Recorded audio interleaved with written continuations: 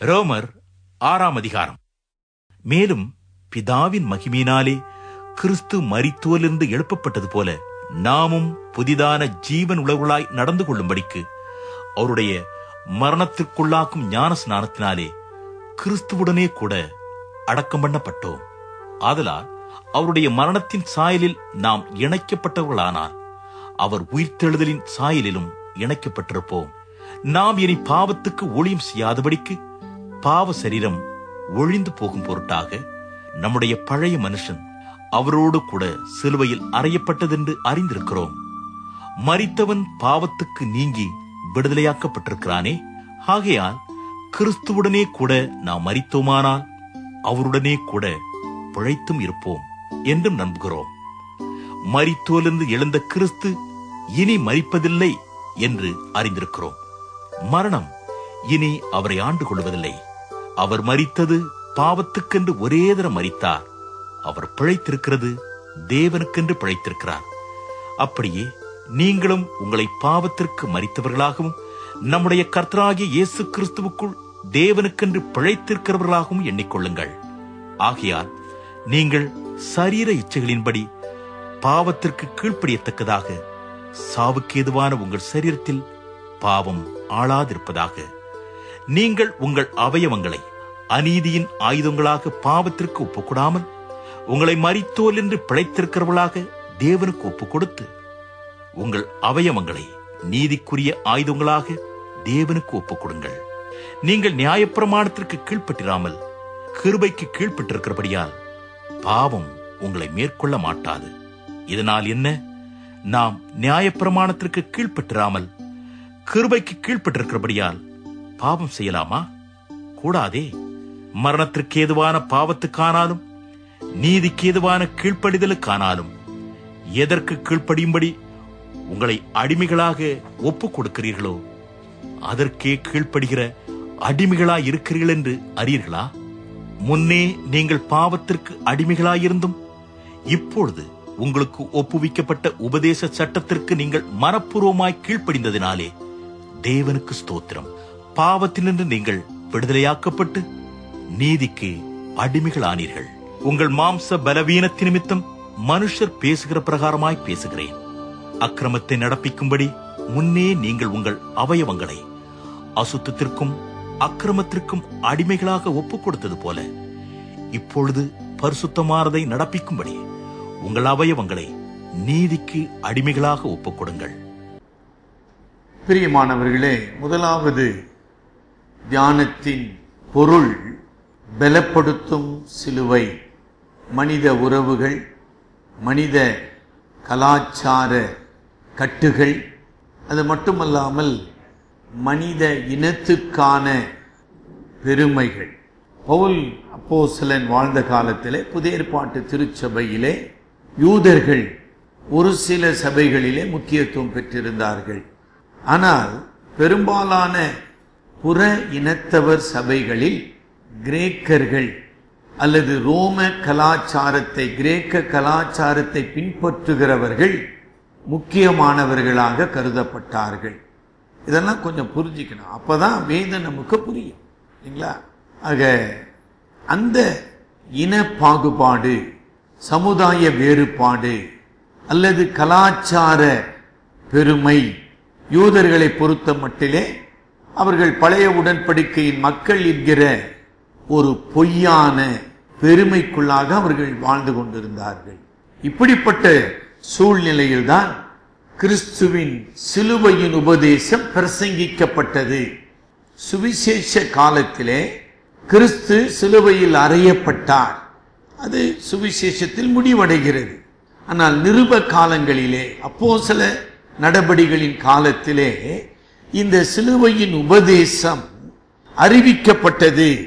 அதைதான் அறிவர் கிதியோன் கணேஷ் அவர்கள் எடுத்து சொல்ல அவர் முயற்சித்தார். சிலுவையின் வரலாற்று நிகழ்வு அல்ல, சிலுவையின் சத்தியம் மனிதர்களை விடுதலையாக்கும். சரிங்களா?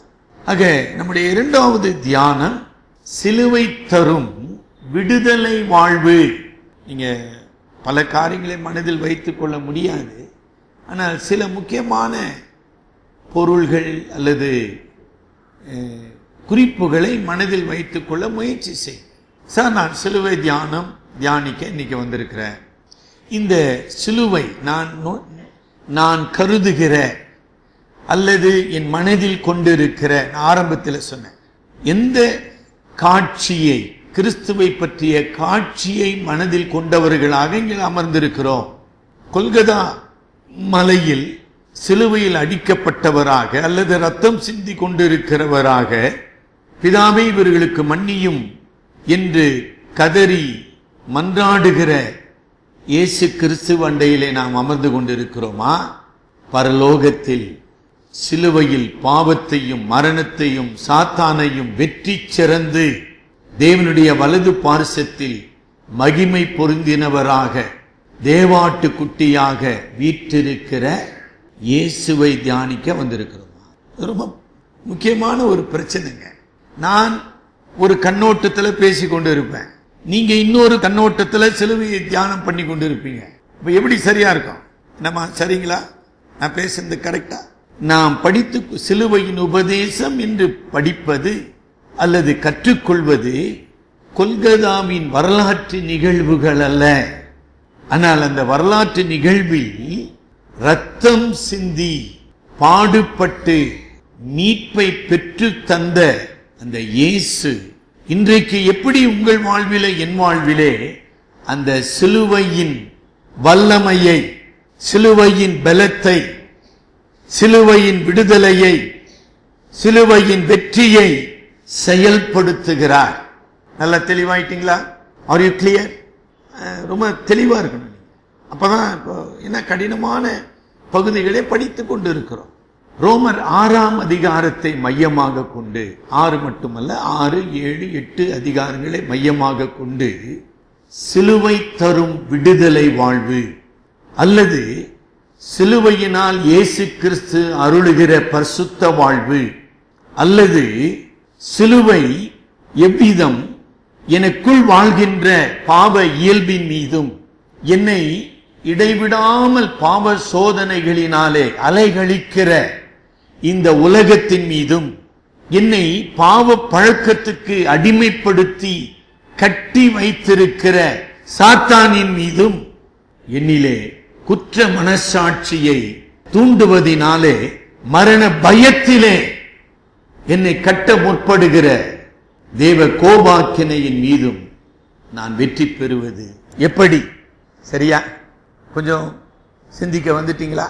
ஆக சிலுவை என்னை விடுதலை ஆக்கி இருக்குமானால் அல்லது சிலுவையின் உபதேசம் என்னை ரட்சிப்புக்குள் வழி நடத்தி இருக்குமானால், அந்த சிலுவையின் மீட்பினாலே நான் புதிய மனுஷனாக, புதிய சிருஷ்டியாக மாற்றப்பட்டிருப்பேனானால், இன்றைக்கு என் வாழ்க்கை அந்த சிலுவையின் வெற்றியை வெளிப்படுத்த வேண்டும்.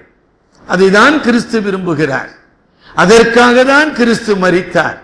எனக்காக புலம்பி நிறுங்க, ஒப்பாரி வைங்க, அல்லது இந்த பிலிப்பைன்ஸ் நாட்டில், ஒரு சில கொலம்பியா நாட்டில் இதே நேரத்தில் உங்களுக்கு டிவியில் ஒரு சில சேனல்ல அது வரலாம். உண்மையாகவே ஒரு மர சிலுவையிலே சுமந்து கொண்டு தங்களை இல்லைங்களா கயிறுகளில் கட்டிக்கொண்டு அல்லது ஆணிகள் அடித்து தொங்கிக் கொண்டு இருக்கிற மக்களை நீங்க இன்னைக்கு பார்க்கலாம். அதற்காக நாம் இங்கு வரவில்லை. சிலுவையின் மூலமாக இயேசு பெற்ற விடுதலை என் வாழ்வின் அனுபவமா? ரொம்ப நேரம் கேளுங்க. எப்போது இந்த சிலுவையோடு நான் இணைக்கப்பட்டேன்? உங்களுக்கு அது ஆர் யூ ஷூர்? ஐயா, இந்த சிலுவையோடு நான் இணைக்கப்பட்டிருக்கிறேன். Are you sure? நீங்க நிச்சயம் உடையவராக இருக்கிறீங்களா? எந்த நாளிலே, எப்போது, எப்படி கிறிஸ்துவோடு கூட நீங்கள் சிலுவையில் இணைக்கப்பட்டீர்கள்? அதை நம்ம என்ன சொல்றோம்? ரட்சிக்கப்பட்டதுன்னு சொல்றாங்கம்மா, நல்ல வார்த்தை. ஆனா அது உண்டா உங்களுக்கு? அதான் ஆரம்பம். சார், அதுவே எனக்கு தெளிவா இல்லை சார், அப்படி ஒன்றும் என் வாழ்க்கையில நிகழலைன்னா இந்த தியானம் உங்களுக்கு உதவி செய்வது ரொம்ப கஷ்டம். கலாத்தியர் 2:20 படி. கலாத்தியர் 2:20. கிறிஸ்துவுடனே கூட சிலுவையில் அறையப்பட்டேன், ஆயினும் இங்க தாங்க நம்ம ஆரம்பிக்கிறோம். நம்ம எங்க ஆரம்பிக்கிறோம் இந்த தியானத்தை? கிறிஸ்து எனக்காக சிலுவையில் அறையப்பட்டார் என்கிற நிலையில் அல்ல. சரியா? சரியா தெளிவாயிட்டீங்களா? கிறிஸ்துவுடனே கூட நான் சிலுவையில் அறையப்பட்டேன், ஆயினும் இப்பொழுது பிழைத்திருக்கிறேன். அதை பற்றி தான் இன்னைக்கு படிக்கிறேன். சரியா? எனக்கு அருமையானவர்களே, ஒரு சிலர் ரட்சிப்பை பாவ மன்னிப்புன்னு சொல்றோம். இதெல்லாம் ரொம்ப தெளிவா நம்ம பேசணுங்க. நீங்க இன்றைக்கு மாலை ஒரு சில வீடுகளை சந்தித்து சுவிசேஷத்தை அறிவிக்க போறீங்க. பாவ மன்னிப்பு என்றால் ஒரு கருத்தை கொடுக்கும், ரட்சிப்பு என்றால் ஒரு கருத்தை கொடுக்கும். சரிங்களாமா? என்ன சார் அப்படி சொல்லிட்டீங்க? ரோமன் கத்தோலிக்க திருச்சபையின் ஒரு தீமை அல்லது ஒரு தவறான உபதேசம் பாவ மன்னிப்பு, ரட்சிப்பு இல்லை. என்ன சார் திருப்பியும் சொல்றீங்க? குழப்புற மாதிரி இருக்குதா? ஏன்னா அதை சொல்லிட்டு தான் நான் ஆரம்பிக்கிறது பிரயோஜனமா இருக்குங்க. பாவ மன்னிப்பு என்றால் என்ன? நான் கடவுளுடைய பிள்ளை சார், ஆனா நான் இன்னும் பாவம் செய்கிறேன். பாவம் செய்கிறேன்றது ஒரு உண்மை, பாவம் செய்வேன்றது இன்னொரு உண்மை. ஆகவே இயேசு சிலுவையில மரித்தார், கரெக்ட். ஆனா என்ன சார் இயேசுவுக்கும் என் பாவத்துக்கும் உள்ள உறவு அல்லது தொடர்பு? இயேசு சிலுவையில தொங்கிக் கொண்டிருப்பார், அவரு ரத்தம் பேசிதுன்னே இருப்பார். நான் பாவம் செஞ்சிட்டு மறுபடியும் இயேசு கிட்ட, இயேசுவே என் பாவத்தை மன்னியும், இயேசுவே மன்னியும். உடனே அவர் மன்னிப்பாரு. திருப்பியும் உலகத்துக்கு போவேன், திருப்பியும் பாவம் செய்வேன், திருப்பியும் இயேசுவே. அதனால இப்ப நீங்க பெரம்பூர் மாதா கோயிலாண்ட போனீங்கன்னா பஸ் ஸ்டாண்ட்ல அங்க அந்த குருசிபிக்ஸ் சொல்லுவாங்க, சிலுவையில் அறையப்பட்ட கிறிஸ்து. அவர் எப்படி இருப்பாருங்க? அப்படியே சிலுவையிலே தொங்கி நிற்பாரு அவரு. அதான் நல்லது எனக்கு. That is very comfortable, very convenient. ஏன்னா நான் பாவம் செய்கிறேன். இப்படி பாவம் செய்கிற படியினால அப்பப்ப போய் இயேசுவே மன்னியும், இயேசுவே மன்னியும், இயேசுவே கழுவன்னு சொல்லிட்டு அவரு கழுவிடுவார். இதுக்கு பேரு ரட்சிப்பா? இல்ல இதுக்கு பேரு ரட்சிப்பா? என்ன ரோமர் 6ஆம் அதிகாரம் புரிஞ்சுது நமக்கு. அப்ப நீங்க அந்த கண்ணோட்டத்தோடு இன்னைக்கு வந்திருந்தீங்கன்னா நீங்க இங்க வர்றதை விட அங்க போயிருக்கிறது ரொம்ப நல்லது. சரியா? அது என்னங்க? பாவம், பாவ அறிக்கை, பாவ மன்னிப்பு, இல்லைங்களா? பாவ செயல், பாவ அறிக்கை, பாவ மன்னிப்பு. அப்ப இந்த சுழற்சி நான் திரும்ப திரும்ப செய்து கொண்டே இருப்பேன். இதுதான் கிறிஸ்தவம், இதுதான் ரட்சிப்பு. இதற்காக தான் பெரிய வெள்ளி ஆராதனையா?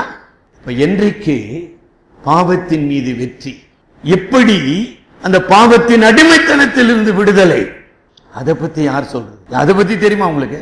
ஒருவேளை இன்றைக்கு சாயங்காலம் உங்களை ஒருத்தர் கேட்கலாம், சார் இயேசு பாவத்துக்காக சிலுவையில் அறையப்பட்டார்னு சொன்னீங்களே சார், என் பாவத்தை இயேசு மன்னிப்பாரா? கட்டாயமா மன்னிப்பாருங்க பிரதர், நான் ஒரு பெரிய குடிகாரங்க, நான் கொடூரமானவங்க, என்ன மன்னிப்பாரா? மன்னிப்பாருப்பா. அடுத்த கேள்வி அவன் கேட்டான்னு, அப்ப இனி நான் குடிக்க மாட்டேனா? இனி நான் பாவத்துக்கு அடிமையாய் வாழ மாட்டேனா? இயேசு என்னை விடுதலை ஆக்குவாரா? என்ன பதில் சொல்லுங்க? என்ன பிரதர் அப்படி சொல்லிட்டீங்க? விடுதலைக்காக தான் சார் இயேசு மரித்தாரு. அவன் திருப்பி, உங்க வாழ்க்கையில் அந்த விடுதலை இருக்குதா சார்? நல்லா கவனிச்சுட்டு வந்தீங்களா? உங்க வாழ்க்கையில பாவத்தில் இருந்து விடுதலை இருக்கிறதா? நீங்களே இன்னும் பாவத்தில் இருந்து விடுதலை பெறவில்லையே, எனக்கு எப்படி? how can you guarantee deliverance from sin to me? உங்களுக்குள்ளே அது இல்லையே. நான் பார்க்கிற கிறிஸ்தவரிடத்துல எந்த விடுதலையை நான் பார்க்கலையே. நீங்க எனக்கு சொல்றீங்க இயேசு விடுதலை ஆக்குவார்னு, அது எப்படி நம்புறது? இந்த கேள்விக்கு ஆயத்தமாக இருக்கீங்களா? ரோமர் 8ஆம் அதிகாரம் 2ஆம் வசனம், கிறிஸ்து இயேசுவினாலே ஜீவனுடைய ஆவியின் பிரமாணம். என்ன அழகான ஒரு உண்மை! 8ஆம் அதிகாரத்தின் முடிவிலே அதை சொல்லிக் கொண்டு போகிறார். பாவத்தின் மீது வெற்றி என்பது உறுதி, சந்தேகம் அல்ல. பாவ விடுதலை என்பது தற்காலிகம் அல்ல. என்ன அழகா பவுல் விளக்கி கொண்டு போகிறார். ஆவி, ஜீவனுடைய ஆவியின் பிரமாணம் என்னை பாவம், மரணம் என்பவைகளின் பிரமாணத்தில் இருந்து விடுதலை ஆக்கிற்றே. அல்லேலூயா! அதுதான் சார் சிலுவை. இது உங்க அனுபவமா?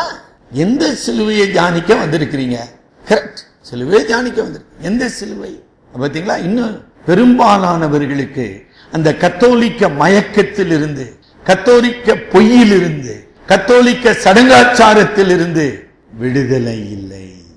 ரொம்ப நேரம் யோசனை பண்ணு. Are you clear? அதனாலதான் நான் முதல்ல இருந்தே சொல்லிட்டு வரேன், எந்த கிறிஸ்துவை தியானிக்க நாம் வந்திருக்கோம். கிறிஸ்து சிலுவையில் வெற்றி சிறந்தார்.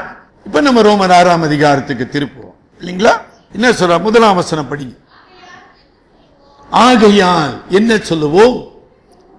கிருபை பெருகுபடிக்கு பாவத்திலே நிலை நிற்கலாம் என்று சொல்லுவோமோ? கூடாதே. 2ஆம் வசனம், பாவத்துக்கு கிறிஸ்துவுடனே கூட சிலுவையில் மரித்த நாம் இனி எப்படி அதில் பிழைப்போம்? இப்ப புரியுதுங்களா? அவர் எப்படி எழுதி கொண்டு போகிறார்? என்னப்பா புரிஞ்சுக்கிட்டீங்க சிலுவையின் உபதேசத்தை? 5ஆம் அதிகாரம் 1ஆம் வசனம், 5ஆம் அதிகாரம் ரோமர் 5:1, விசுவாசத்தினாலே நீதிமான்களாக்கப்பட்டிருக்கிறபடியால் நம்முடைய கர்த்தராகிய இயேசு கிறிஸ்து மூலமாய், அப்ப மீட்கப்பட்ட பாவி, நீதிமானாக்கப்பட்ட விசுவாசி கடவுளோடு இணைக்கப்பட்டிருக்கிறான். அவன் தேவனோடு நல் உறவு கொண்டிருக்கிறான். இப்படி நீதிமானாக்கப்பட்டபடியினாலே அவன் பாவத்தின் அடிமைத்தனத்திலிருந்து விடுதலையாக்கப்பட்டவன். இந்த பதங்களை பவுல் பயன்படுத்தி கொண்டு போகிறார். பாவத்தின் அடிமைத்தனத்திலிருந்து கிறிஸ்துவினை விடுதலை ஆக்கினார் இல்லைங்களா? 2ஆம் வசனத்தில் என்ன சொன்னார்? 6:2, நான் பாவத்துக்கு மரித்திருக்கிறேன். ஆக பாவத்திலே மரித்த நான் எப்படி பாவத்தில் வாழ முடியும்? நீ என்ன சொல்ற? அதனால்தான் ரட்சிப்பு ரொம்ப கவனமாக நாம் புரிந்து கொள்ள வேண்டும். என்னுடைய அனுபவம், நான் ரட்சிக்கப்பட்டேன் என்று உரிமை நீங்கள் கொள்வீர்களானால் உங்கள் அனுபவம் இந்த வேத வசனத்தோடு இணைந்திருக்கிறதா? அப்படி இல்லைன்னா நீங்கள் ரட்சிப்புக்குள் கொண்டு வரப்பட வேண்டும். சரிங்களா? ஆக ஒரு விசுவாசி என்பவன் யார்? அவன் நீதிமானாக்கப்பட்டவன். என்ன சார் நீதிமானாக்கப்பட்டவன்? வெறும் பாவம் மன்னிக்கப்பட்டவன் அல்ல. அது நல்ல பதங்கமா, ஆனா அதுவல்ல ரட்சிப்பு. பாவத்தின் சாபத்தில் இருந்து, அடிமைத்தனத்தில் இருந்து, தண்டனையில் இருந்து விடுதலையாக்கப்பட்டவன். அதுதான் சரியான பொருள். சரிங்களா? பிறகு நான் விடுதலையாக்கப்பட்டு கிறிஸ்துவோடு இணைக்கப்பட்டிருக்கிறேன். யார் இந்த கிறிஸ்து? பாவத்தை வெற்றி சிறந்தவர். யார் இந்த கிறிஸ்து? பாவத்தின் தண்டனையை நிவர்த்தி செய்தவர். யார் இந்த கிறிஸ்து? பாவத்தின் சம்பளமாகிய மரணத்தை வெற்றி சிறந்தவர். ஆக ஜீவனாகிய அவரோடு நான் இணைக்கப்பட்டிருப்பேன். ஆனால் எனக்குள் அந்த ஜீவன் வழிந்தோட வேண்டும், வெளிப்பட வேண்டும். அதைதான் கலாத்தியர் 2:20 சொல்லுகிறது. நான் கிறிஸ்துவுடனே கூட சிலுவையில் அறையப்பட்டேன், ஆகினும் நான் அல்ல, கிறிஸ்துவே என்னில் பிழைத்திருக்கிறார். என்ன அருமையான ஒரு உண்மை. கொஞ்ச யோசனை. இத்தனை சிலுவை தியானத்தை நம்ம கேட்டிருக்கிறோம். என் வாழ்க்கை சிலுவையின் விடுதலைக்கு சான்றாக இருக்கிறதா? யோசனை. ஒரு சின்ன சின்ன விஷயத்திலிருந்து சரீர பிரகாரமான பாவங்கள்னு ஒரு சிலத வேதம் பிரிக்கிறது.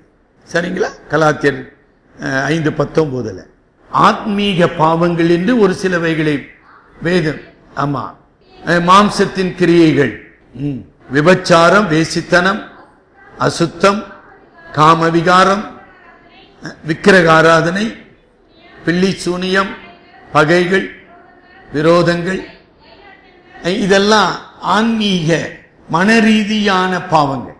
ஆக விடுதலை உண்டா? இல்ல சார், அதெல்லாம் இல்ல சார்னா, அப்ப நீங்க எந்த சிலுவையை அறிந்திருக்கிறீர்கள் அல்லது விசுவாசிக்கிறீர்கள்? கொஞ்ச நேரம் யோசனை.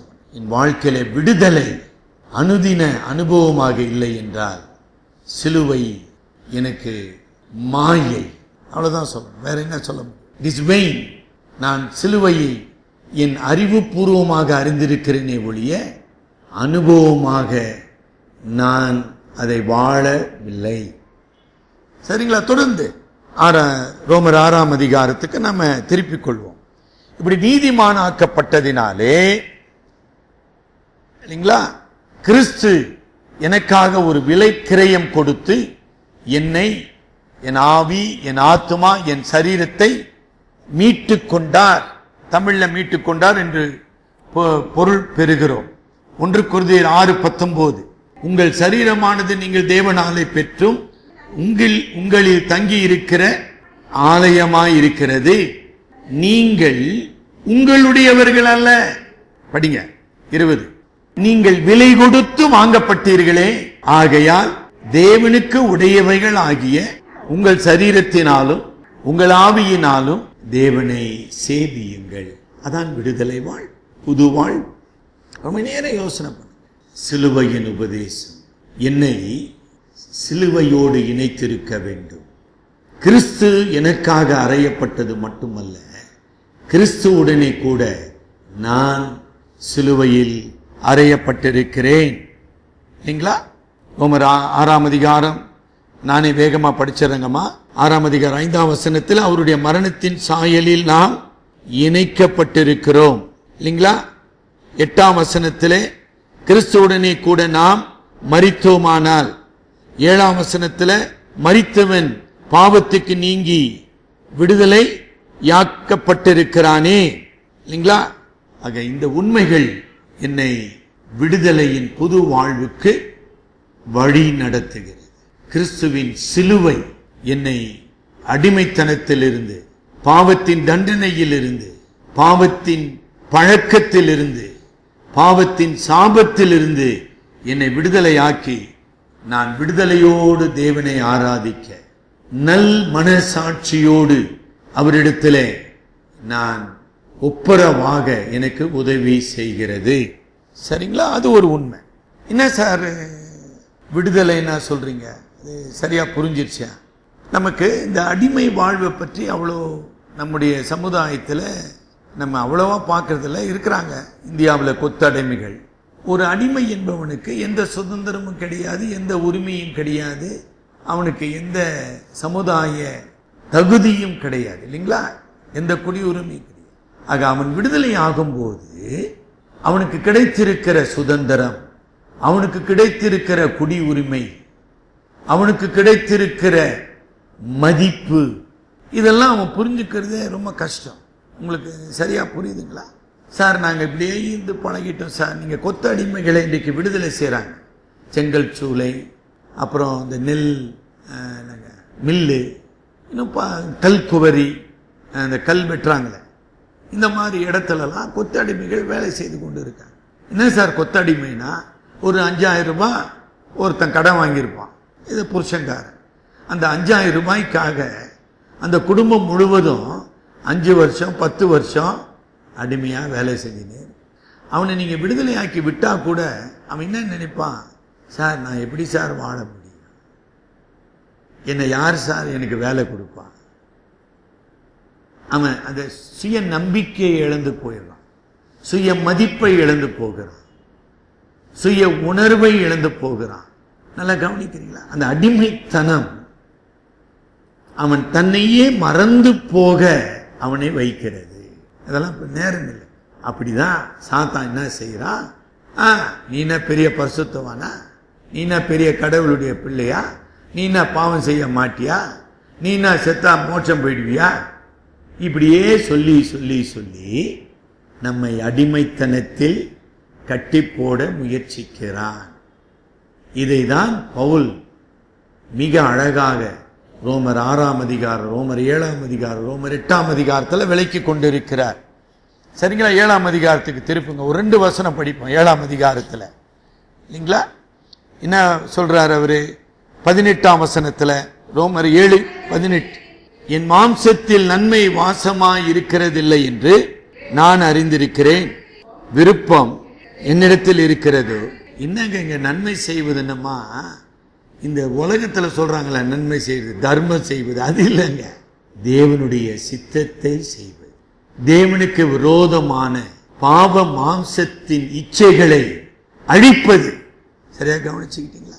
நன்மை செய்வதுன்னா, சார் இன்னைக்கு பெரிய வெள்ளிக்கிழமை ஒரு 100 பேருக்கு துக்க கஞ்சி ஊத்துன பேசியிருக்கிறாரு. தேவனுடைய சித்தத்தை செய்கிற ஜீவ பலியாக என்னை ஒப்பு கொடுப்பது ஒன்று. இல்லைங்களாமா? 2, எனக்குள் எழும்புகின்ற ஆசை இச்சைகளை அழிப்பது. ரோமர் 8ஆம் அதிகாரம் 13ஆம் வசனம். ஆவியினாலே சரீரத்தின் செய்கைகளை அழித்த. அதுதான் நன்மை செய்வது. யாருக்கு நன்மை? மற்றவர்களுக்கும் நன்மை, எனக்கும் நன்மை. என்னிலே பாவம் ஆளுகை செய்யாதபடி, பாவம் என்னை அடிமைப்படுத்தாதபடி, நான் தேவனுக்கு விரோதமாய் செயல்படாதபடி, தீமைக்கு கருவியாக மாறாதபடி, சாத்தானுடைய தூண்டுதலினாலே வாழாதபடி நான் மாம்சத்தின் இச்சைகளையும் கிரியைகளையும் சிலுவையில் அறைந்து கொண்டிருக்கிறேன். கலாத்தியர் 5:24. கிறிஸ்தவனுடையவர்கள் தங்கள் மாம்சத்தையும் அதன் ஆசை இச்சைகளையும் சிலுவையில் அறைந்திருக்கிறார்கள். பிரியமானவர்களே, ரட்சிக்கப்பட்ட விசுவாசிக்கு வருகிற பெரும் சோதனை என்ன? சாத்தான் எப்படி சார் நம்மளை சோதிக்கிறான்? நான் கடவுளுடைய சித்தத்தை பத்தி கவலைப்படுறதே கிடையாது. எனக்கு கடவுளுடைய சித்தத்தை தெரியும் தெரியாது. அப்ப அவன் என்ன சொல்றான்? நீ கடவுளுடைய பிள்ளை, நீ செய்வது சரி, ஆகவே உன்னுடைய விருப்பத்தின்படி, உன்னுடைய இச்சையின்படி நீ செய். புரிஞ்சுதுங்களா? Two your will. நீ தான் கடவுளுடைய பிள்ளையாச்ச. என்ன மத்தேயு 4ஆம் அதிகாரத்துல மனுஷகுமாரனாய் வந்த இயேசு கிறிஸ்துவை சாத்தா என்ன சோதித்தான்? என்னப்பா 40 நாள் உபவாசமா இருந்த, இப்ப என்ன ஆச்சு? பசி எடுக்குது. என்ன தப்பு? கல்லுகளை அப்பமா மாத்து. அதுல என்னப்பா தப்பு இருக்குது? உனக்கு தானே பசிக்குது. இந்த சரீரத்தை கொடுத்தவர் யாரு? அந்த கடவுள் தானே. பசியை கொடுத்தவர் யாரு? அந்த கடவுள் தானே. அப்புறம் நீ தேவகுமார, நீ சாதாரண மனுஷனா? உனக்கு எவ்வளவு வல்லமை இருக்குது? நீ சிருஷ்டிக்கத்தான் வச்ச. ஒரு கல்லில் இருந்து அப்பத்தை உருவாக்க முடியாதா? ஆக்கே.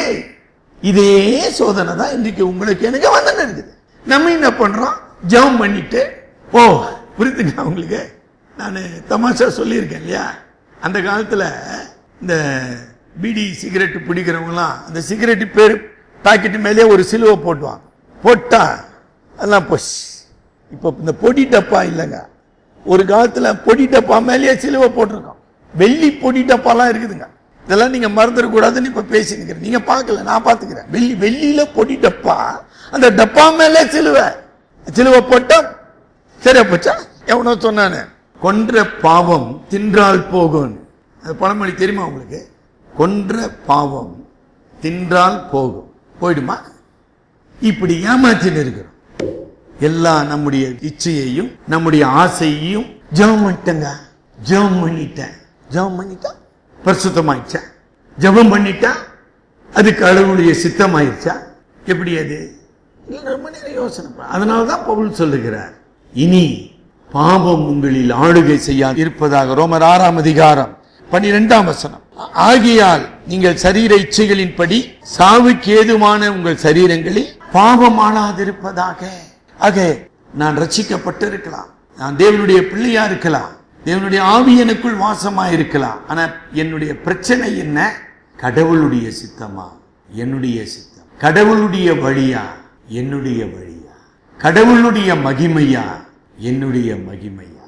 ரொம்ப நேரம் யோசனை பண்ண. கிறிஸ்துவனுடையவர்கள் தங்கள் ஆசைகளையும் இச்சைகளையும் சிலுவையில் அறைந்திருக்கிறார்கள்.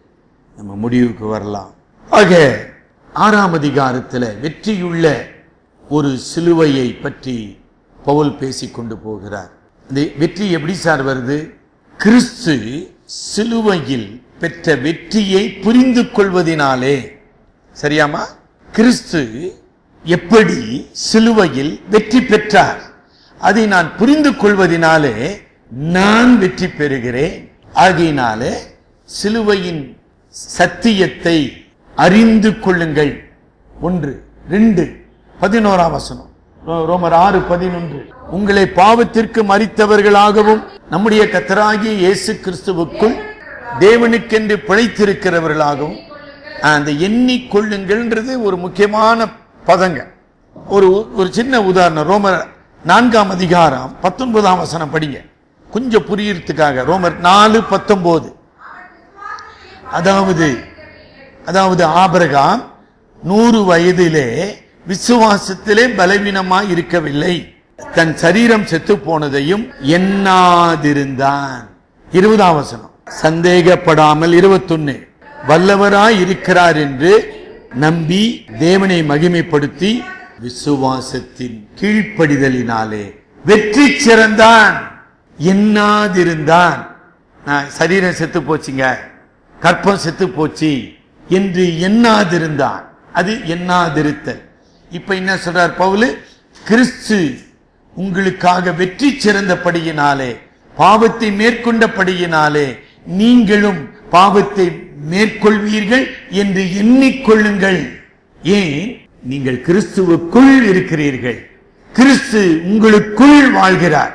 ஆகவே நீங்கள் வெற்றி கொள்வீர்கள்.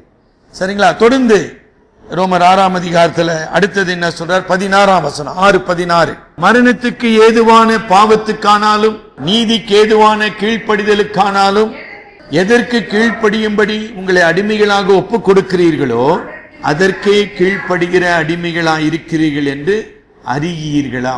ஒப்புக் கொடுங்கள். ஆக அறிந்திருங்கள் என்பது மனதின் செயல், எண்ணிக்கொள்ளுங்கள் என்பது உள்ளத்தின் செயல், இதய உணர்ச்சியின் செயல். கொஞ்ச நேரம் அதை புரிஞ்சிக்க முயற்சி செய். தமிழ் வேதத்தில் இருக்கிறதுனால உங்களுக்கு புரியுன்றது என்பது உண்மை அல்ல. முதல் விஷயம் என்னமா? இயேசு சிலுவையில் வெற்றி சிறந்தார். அறிந்து கொள்ளுங்கள், புரிந்து கொள்ளுங்கள், நன்றி செலுத்துங்கள். இரண்டாவது, அந்த இயேசு உங்களை விடுதலை ஆக்கினார், உங்களுக்கு பலன் அளிக்கிறார். ஏன்? அவர் உங்களுக்குள் வாழ்கிறார். எண்ணிக்கொள்ளுங்கள், மனதிலே உணர்ந்து கொள்ளுங்கள். மூன்றாவது, ஒப்புக்கொடுங்கள், சித்தத்தின் செயல். It is act of the will. அதுதான் சொல்றார். என்ன அழகா சொல்றார் இல்லைங்களா? மரணத்துக்கு ஏதுவான பாவத்துக்கானாலும் நீதிக்கு ஏதுவான கீழ்ப்படிதலுக்கானாலும் எதற்கு கீழ்ப்படியும்படி உங்களை ஒப்பு கொடுக்கிறீர்களோ அதற்கே கீழ்ப்படுகிற அடிமைகளாயிருக்கிறீர்கள். 18ஆம் வசனம், இப்பொழுது நீதிக்கு அடிமைகளானீர்கள். 17ஆம் வசனத்தின் பிந்தின பாகம், நீங்கள் மனப்பூர்வமாய் கீழ்ப்படிந்ததினாலே. அப்ப சிலுவை தரும் விடுதலை என்றால் என்ன? பாவத்தின் தண்டனையில் இருந்து விடுதலை, சாபத்தில் இருந்து விடுதலை, பாவத்தின் அடிமைத்தனத்தில் இருந்து விடுதலை, அல்லது பாவத்தின் அதிகாரத்தில் இருந்து விடுதலை. பெரிய பெரிய வார்த்தைகள். நீங்க அந்த விடுதலை வாழ்வில் இருக்கிறீங்களா? இந்த விடுதலையை என் அனுபவமாக மாற்றிக்கொள்ள நான் தொடர்ந்து இந்த சத்தியத்துக்கு என்னை ஒப்பு கொடுக்க வேண்டும். என்னை தேவனுடைய வல்லமைக்கும் தேவனுடைய சத்தியத்துக்கும் பரிசுத்தாவியானவருடைய நடத்துதலுக்கும் என்னை ஒப்பு கொடுக்க வேண்டும். ஒப்பு கொடுத்து, ஆண்டவரே, என் சித்தம் அல்ல, என் ஆசை அல்ல, என் விருப்பம் அல்ல, என் நோக்கம் அல்ல, சிலுவையில் சுயம் வாழ முடியாது. சரியா? ஆண்டவர் கெத்செமனேலே ஜெபித்தாருமா, பிதாவே, இந்த பாத்திரம் என்னை விட்டு நீங்க கூடுமானால் நீங்கும்படி செய்யும். அடுத்த வரிமா, ஆயினும் பிதாவே, என் சித்தம் அல்ல. ஆக கிறிஸ்துவின் சித்தம் சிலுவையில் அறையப்பட்டது. அப்ப அவரோடு கூட நீங்களும் நானும் அறையப்பட்டிருந்தா நம்முடைய சித்தம் எப்படி சிலுவையில் வாழ முடியும்? தலைவணங்கி ஜெபிப்போம். பிரியமானவர்களே, தேவனுடைய கிருபையினாலே இந்த ஒப்பற்ற மீட்புக்கும் ரட்சிப்புக்கும் தெரிந்தெடுக்கப்பட்ட தேவ பிள்ளைகளாக தேவன் நம்மை ஏற்றுக்கொண்டிருக்கிறார். பவுலோடு சேர்ந்து நாமும் சொல்லுவோம், பாவத்துக்கு மரித்த நாம் இனி எப்படி பாவத்தில் நிலை நிற்போம்? கிறிஸ்துவோடு அறையப்பட்ட நான் எப்படி பாவத்தை செய்கிறவனாக விரும்புகிறவனாக வாழ முடியும்? கிறிஸ்துவின் சித்தம் பிதாவின் சித்தத்துக்கு ஒப்புக் கொடுக்கப்பட்டு சிலுவையில் அறையப்பட்டது போல, பிதாவே, என்னையும் சிலுவையில் வைத்துக்கொள். இனி பாவம் என்னில் ஆளுகை செய்யாதபடி ஆவியானவரே, உம்முடைய சிலுவையின் வல்லமையினாலே என்னை பலப்படும். ஆமேன்.